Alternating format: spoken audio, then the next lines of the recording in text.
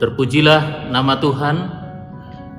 Oleh karena kasih setia dan anugerah Tuhan, kita boleh menjalani kehidupan dari hari ke hari dan bersyukur untuk kesempatan di hari ini.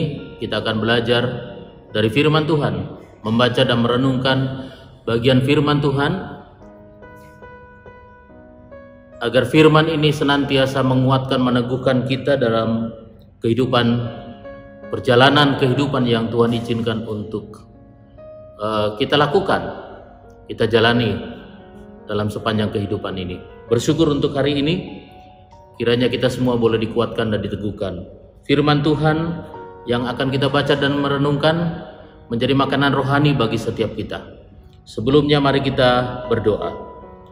Tuhan, kami bersyukur untuk kesempatan di hari ini, waktu yang Engkau beri bagi kami untuk membaca dan merenungkan firman-Mu. Kiranya Allah Roh Kudus menerangi hati dan pikiran kami, menguasai seluruh kehidupan kami, bahkan memampukan kami untuk memahami kebenaran firman-Mu dengan baik. Di dalam nama Yesus Kristus kami berdoa. Amin. Firman Tuhan yang akan kita baca dan renungkan dalam kesempatan hari ini yang terdapat di dalam surat Kolose pasal 3 ayat 5 sampai dengan ayat 17. Kolose pasal 3 ayat 5 sampai dengan ayat 17, firman Tuhan berkata demikian. Karena itu matikanlah dalam dirimu segala sesuatu yang duniawi, yaitu percabulan, kenajisan, hawa nafsu, nafsu jahat, dan juga keserakahan yang sama dengan penyembahan berhala. Semuanya itu mendatangkan murka Allah atas orang-orang durhaka. Dahulu kamu juga melakukan hal-hal itu ketika kamu hidup di dalamnya. Tetapi sekarang buanglah semuanya ini, yaitu marah, geram, kejahatan, fitnah, dan kata-kata kotor yang keluar dari mulutmu. Jangan lagi kamu saling mendustai, karena kamu telah menanggalkan manusia lama serta kelakuannya, dan telah mengenakan manusia baru yang terus-menerus diperbaharui untuk memperoleh pengetahuan yang benar menurut gambar kaliknya. Dalam hal ini tiada lagi orang Yunani atau orang Yahudi, orang bersunat atau orang tak bersunat, orang barbar atau orang Skit, budak atau orang merdeka, tetapi Kristus adalah semua dan di dalam segala sesuatu. Karena itu, sebagai orang-orang pilihan Allah yang dikuduskan dan dikasihinya, kenakanlah belas kasihan, kemurahan, kerendahan hati, kelemah lembutan, dan kesabaran.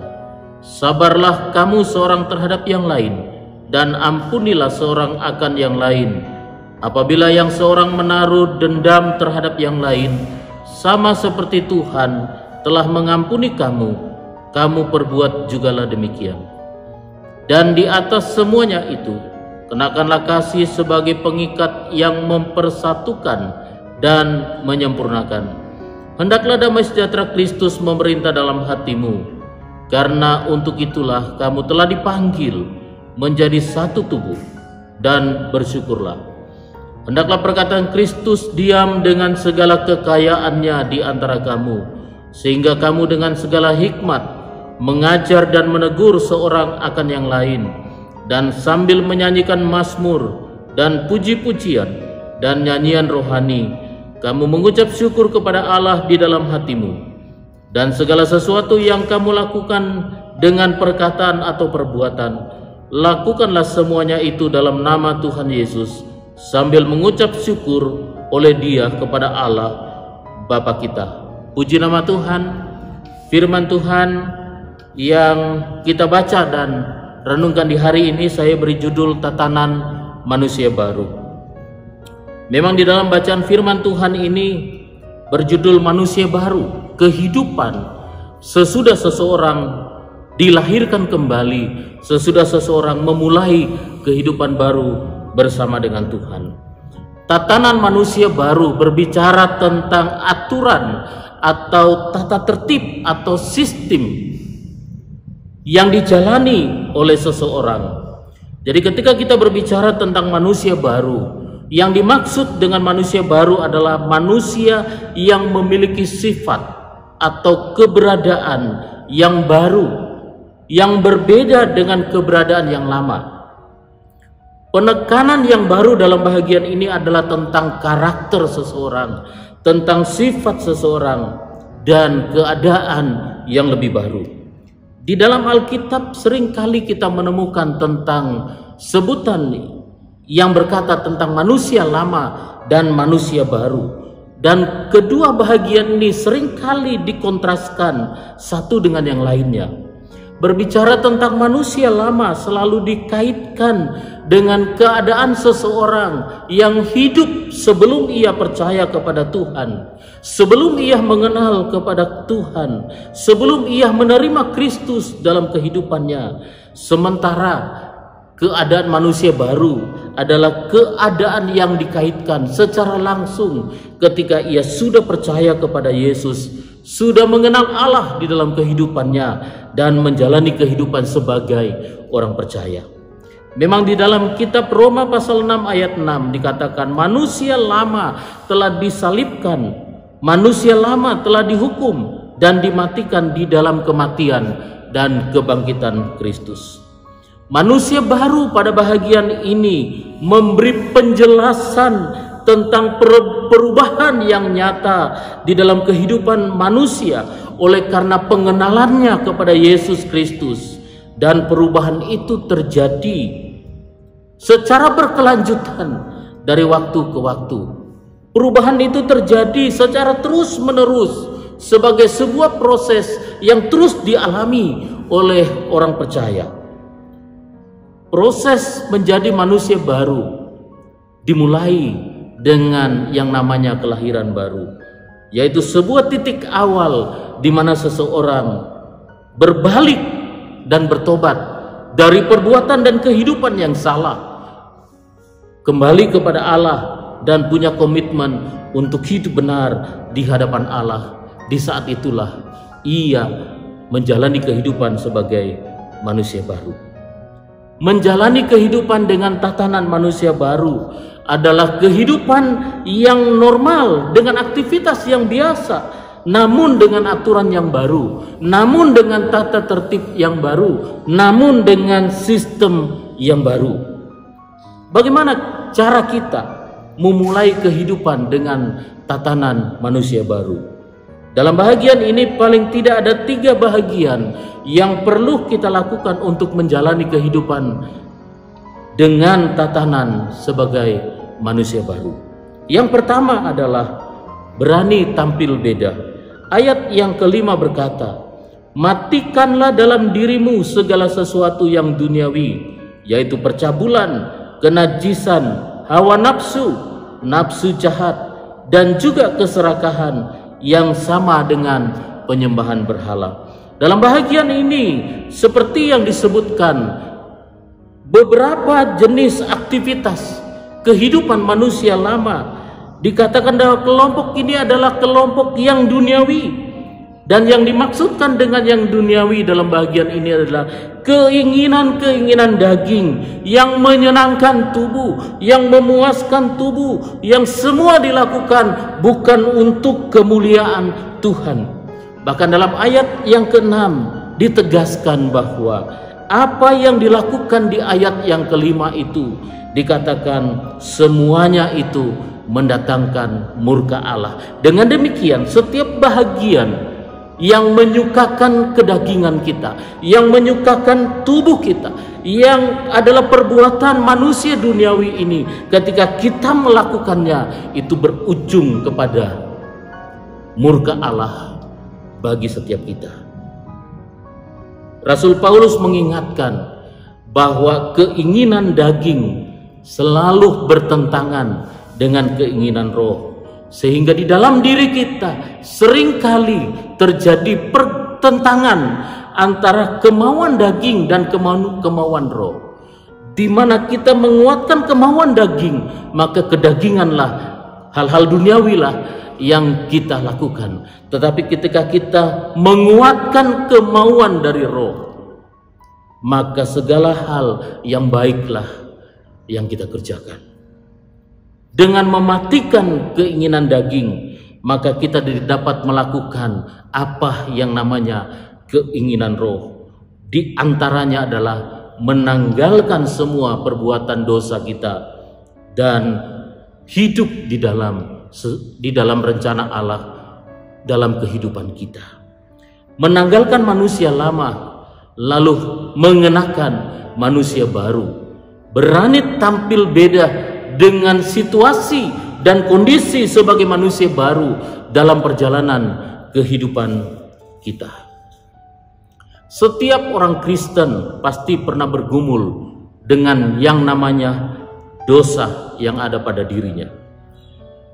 Kita tahu bahwa kita tidak seharusnya berdosa, namun kita tetap melakukan perbuatan yang sama dengan apa yang dilakukan oleh manusia lama kita. Ada yang terus bergumul dengan kebiasaan marah, bahkan berkomitmen untuk tidak marah, tetapi akhirnya ia juga masih bisa marah. Ada yang bergumul dengan dosa berbohong. Ia berkomitmen untuk tidak lagi berbohong, tetapi juga akhirnya ia mau dan bisa berbohong kembali. Jadi tubuh ini senantiasa bergolak dengan keinginan-keinginan duniawi, keinginan-keinginan kedagingan kita. Tetapi Allah merindukan agar kita tetap mengandalkan roh yang ada pada diri kita untuk membangkitkan dan menguatkan kita, sehingga kita menang dalam pergumulan kehidupan kita. Berani tampil beda. Itulah yang pertama. Yang kedua, tatanan manusia baru yang kedua adalah berani mengubah gaya. Ayat 12 dan 13 dikatakan, sebagai orang-orang pilihan Allah yang dikuduskan dan dikasihinya, kenakanlah belas kasihan, kemurahan, kerendahan hati, kelemah lembutan, dan kesabaran. Sabarlah kamu seorang terhadap yang lain, dan ampunilah seorang akan yang lain. Dalam bahagian ini disebutkan beberapa bahagian yang merupakan buah roh, akibat daripada kita lahir kembali, akibat daripada menjalani kehidupan manusia baru. Maka yang dulu perbuatan kita adalah hal-hal yang mendatangkan murka Allah, tetapi kita menjalani tatanan manusia baru dengan mengubah gaya, yaitu memiliki belas kasihan, murah hati, memiliki kerendahan hati, memiliki kelemah lembutan, bahkan memiliki kesabaran. Pertanyaannya adalah, apakah karakter kita bisa kita ubah? Jawabannya bisa. Karakter seseorang biasanya terbentuk, yang pertama itu oleh karena faktor genetika. Biasanya orang tuanya pendiam, biasanya anaknya juga menjadi anak yang pendiam. Ini faktor genetika. Yang kedua disebabkan oleh faktor lingkungan. Bergaul dengan orang-orang yang memiliki karakter yang keras, terkadang kita terkontaminasi yang akhirnya juga memiliki karakter yang keras. Bergaul dengan orang-orang yang memiliki kemauan dan kehendak bebas, terkadang kita juga terkontaminasi dan ikut di dalam pergaulan yang bebas. Dan juga ada faktor spiritual. Ketika kita bergaul dengan Tuhan, menyukai firman-Nya, membaca dan merenungkannya, maka hidup kita akan diperbaharui oleh Tuhan. Jadi faktor spiritual inilah yang mendorong kita untuk mengubah gaya hidup kita dari gaya manusia lama dan menekankan melakukan tatanan kehidupan manusia baru dengan gaya yang baru, walaupun tetap mengenakan manusia tubuh ini. Rasul Paulus mengingatkan bahwa perubahan ini bukan perubahan yang instan, bukan perubahan yang tiba-tiba segala sesuatu dapat berubah dalam waktu sekejap. berbicara tentang gaya hidup sebagai anak Tuhan, maka proses perubahannya itu terus terjadi secara perlahan, dan perubahan itu terus terjadi sampai dengan Tuhan menjemput kita. Di ayat yang ke-10 dikatakan, yang terus-menerus diperbaharui untuk memperoleh pengetahuan yang benar menurut gambar kaliknya. Jadi proses perubahan gaya hidup kita akan terus diperbaharui dari hari ke hari dengan tujuan seperti kerinduan Tuhan kita, yaitu gambar kaliknya. Kehidupan Kristus yang perlu kita teladani adalah bagaimana ia mengasihi orang lain, bagaimana ia melayani orang lain. Gaya hidup manusia lama dengan karakter yang lama hendaknya ditanggalkan, dan kita mulai mengenakan gaya hidup manusia baru dengan karakter yang baru yang dimunculkan dalam pergaulan kita, kehidupan kita, keseharian kita. Menjadi manusia baru adalah sebuah proses yang terus-menerus kita jalani, berubah walaupun perlahan, tetapi dengan tujuan kelak sama seperti Kristus yang hidup. Yang ketiga, tatanan manusia baru yang ketiga berbicara tentang berani menjadi berkat. Ayat 16 firman Tuhan berkata, hendaklah perkataan Kristus diam di antara kamu, sehingga kamu dengan segala hikmat mengajar dan menegur seorang akan yang lain, dan sambil menyanyikan mazmur dan puji-pujian dan nyanyian rohani, kamu mengucap syukur kepada Allah di dalam hatimu. Dalam bagian ini ayat 16 menyatakan kepada kita sebagai manusia baru, hendaklah perkataan Kristus diam di antara kamu. Hendaklah firman Tuhan diam di antara kamu. Hendaklah firman Tuhan yang ada di dalam diri kita membawa kita kepada pengenalan kepada Allah yang benar, pengenalan kepada pencipta alam semesta ini, pengenalan dan penerimaan terhadap kedaulatan Allah di dalam kehidupan kita. Kalaupun ada orang yang berkata bahwa dunia ini sedang menuju kehancuran, seringkali kita mengaminkan. Karena memang di dalam dunia ini segala sesuatu bisa berubah dan segala sesuatu sifatnya adalah sementara. Bagaimana kita menjalani kehidupan kita sehari-hari dalam kondisi dunia yang menuju kepada kehancuran ini? Firman Tuhan yang akan tetap dan tinggal tetap, dan kita membutuhkan hikmat dari Tuhan dengan membawa kehidupan kita seperti yang Tuhan rindukan, seperti yang firman Tuhan katakan. Itulah sebabnya firman Tuhan adalah bahagian makanan rohani kita yang akan menguatkan, meneguhkan kita, yang akan menolong kita, yang akan menuntun langkah hidup kita untuk berpikir dengan baik, untuk bertindak dengan baik, dan untuk melakukan setiap bahagian dalam kehidupan kita dengan baik. Firman Tuhan ini pula yang akan menolong kita untuk mempraktekkan iman percaya kepada Yesus Kristus di dalam setiap tindakan dan laku kita.